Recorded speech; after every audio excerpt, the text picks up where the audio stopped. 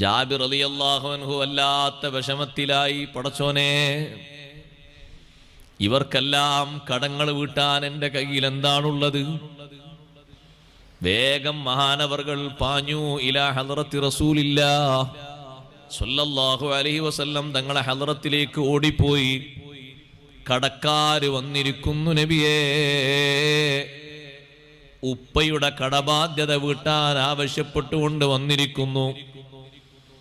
അഷ്റഫുൽ ഖൽഖ് സ്വല്ലല്ലാഹു അലൈഹി വസല്ലം പറഞ്ഞു, ജാബിറേ, ഉപ്പ ഷഹീദായതാണ്, അല്പം ഒന്ന് കുറച്ചു തരാൻ അവരോട് പറയണം.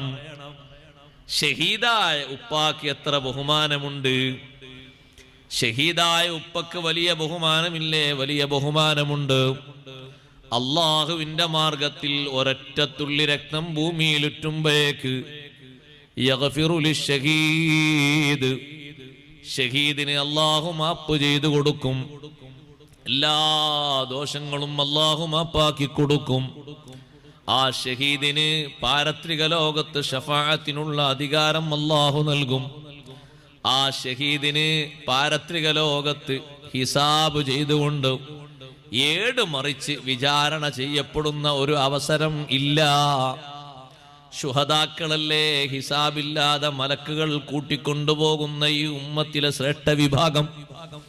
ശുഹദാക്കളെ കൊണ്ടുപോകുന്നത് കാണുമ്പോ നോക്കി നിൽക്കുന്നവരൊക്കെ പറയൂലേ, യാ ലൈതനീ യാ ലൈതനീ കുന്തു ഷഹീദാ.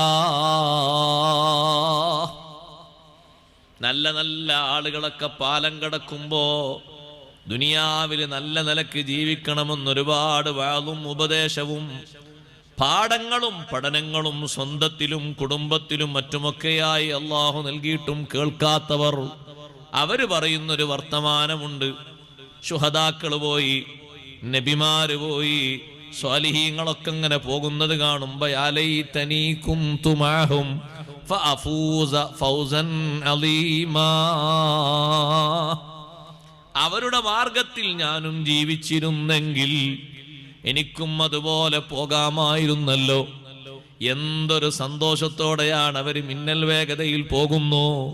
അതേ, നല്ല സന്തോഷത്തോടെ നടന്നു പോകുന്നു, ഹൈസ്പീഡിൽ പോകുന്നു, വാഹനങ്ങളിൽ പോകുന്നു, മർഹബ ചൊല്ലിക്കൊണ്ട് സലാം പറഞ്ഞ് മലക്കുകൾ സ്വീകരിച്ചു കൊണ്ടുപോകുന്നു. എന്തൊരു സന്തോഷമാണ്! എനിക്കും അവരോടൊപ്പം ഒരു ചെറിയ അവസരം ദുനിയാവിൽ കിട്ടിയിരുന്നെങ്കിൽ ഫഅഫൂസ ഫൗസൻ അളീം.